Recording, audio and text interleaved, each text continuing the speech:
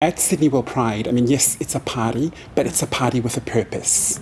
Absolutely phenomenal that we've been able to have a human rights conference, which is the cornerstone of Sydney WorldPride, bringing over 1,500 defenders and elected representatives and people from around the world to talk about human rights for LGBTIQA plus, citizens in different worlds. Because in different countries, in different worlds, there's a spectrum of acceptance and legal recognition. And we wanted this opportunity to say, in the Asia Pacific region, let's elevate our humanity so that, everybody has the same rights. Everybody. Here in Australia, we don't have the same rights. I don't have the same rights as you both. And that's all we want, is we want that focus. So yes, we're partying. Yes, there's the glitter and the glam, but there's a serious side to this. And, the largest human rights conference in the Asia Pacific region. And it's phenomenal what Sydney WorldPride have been able to achieve. It's such an amazing opportunity. As you say, 1,500 people from all across the world, all different walks of life. We've got activists, politicians, community leaders, human rights experts. With that diversity of experience and opinions, what can be learned from each other? It's very, we've broken it up into panel discussions, workshops, plenary sessions. And the idea is for the Sydney Human Rights Conference, the Sydney WorldPride Human Rights Conference, we're taking participants on a journey. On day one, it is about where we are at the moment.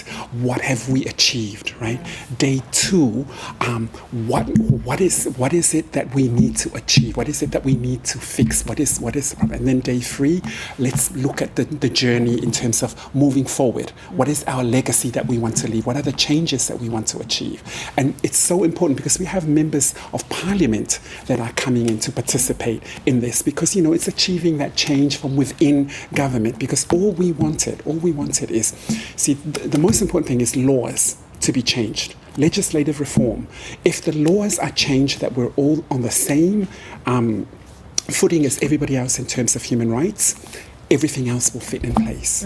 Ymania, you're probably the best person to lead this forum as well, because we can just hear and see and feel the passion that you have for this particular issue. How did you get into activism? Accidentally. All I ever wanted was to be somebody's wife and somebody's mom. That's all I ever dreamed of when I was little. Somebody to call me mom and somebody to call me, hey, Mrs., I adopted 2 boys. And then I started thinking about what kind of world am I leaving my children? And my oldest son now has 2 children, so I'm a grandma.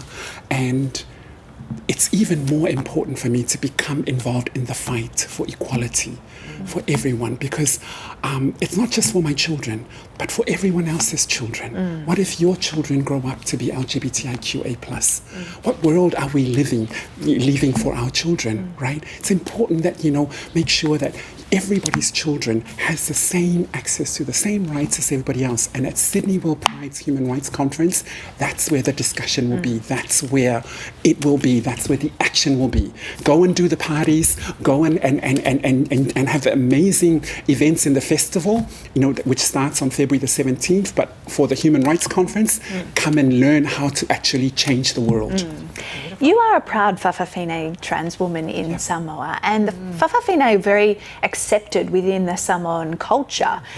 Talk to us about how they fit into the Samoan culture and what can be learned about that, not just acceptance, but respect given to them. So it's not just in my country, but in cultures in the Asia Pacific region, there's a name for people like me. And each culture has a form of acceptance. It was there before colonialism. It was there before religion arrived. Those 2 things actually changed the setting, so that because of religion and because of different cultural aspects. Oh, look, there's my niece, Honey. And there's my other niece, Shally. So look, these kids I grow up knowing. But there's a name for people like me around the world, like in India, in the Philippines, in different countries of Asia and Pacific, right around the world.